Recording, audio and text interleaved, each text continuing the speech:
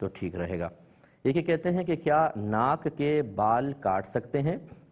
تو بالکل، اگر کوئی ناک کے بال اتنے بڑھ گئے ہیں کہ وہ باہر نظر آ رہے ہیں اور ناگوار سا محسوس ہوتا ہے، نظافت کے خلاف بھی ہے، تو اتنا تراشنے میں کوئی حرج نہیں ہے، کر سکتے ہیں۔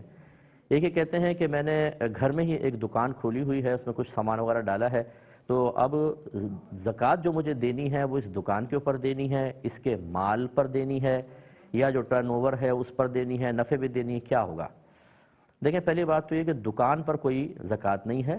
جو دکان کا مال ہے وہ جب سال آپ کا اینڈ ہو جائے، زکوٰۃ کا سال اپنا حساب کر کے رکھا کریں، جب آپ کے پاس 52.5 تولہ چاندی کے برابر سونا، چاندی یا کیش اتنا جمع ہو جائے، جو آج کل فرض کر لیں 80,000 84,000 کے قریب بنے گا، یا آپ سونار سے معلوم کر لیں کہ 52.5 تولہ چاندی کی قیمت اس وقت کیا ہے، وہ اگر آپ کے پاس ہے تو سمجھ لیجئے فوراً اس اسلامی تاریخ کو آپ نوٹ کر لیں۔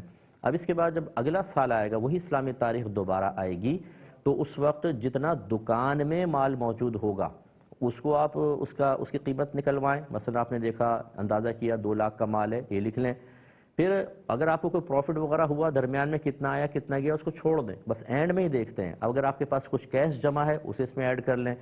آپ کی ملکیت میں کچھ سونا ہے یا چاندی ہے، اس کی کرنٹ ریٹس معلوم کر کے اس کو بھی ایڈ کر لیں۔ اگر آپ نے کسی کو قرضہ دیا ہوا ہے اسے بھی اس میں ایڈ کر لیں اور ٹوٹل نکال لیں۔ پھر اس کے بعد اس ٹوٹل میں سے جو آپ نے ماہانہ اخراجات کرنے ہیں، راشن ہے، بجلی کے بل ہیں، بچوں کی فیسز ہیں، اور کوئی صحیح ضرورت گھر کی ہے، اسے مائنس کر دیں۔ اگر آپ نے اس مہینے فوری طور پہ کسی کا قرضہ دینا ہے اسے بھی اس سے مائنس کر دیں۔ باقی جو بچے گا اس کا 2.5% آپ کو زکوٰۃ نکالنی ہوگی۔ یہ کہتے ہیں کہ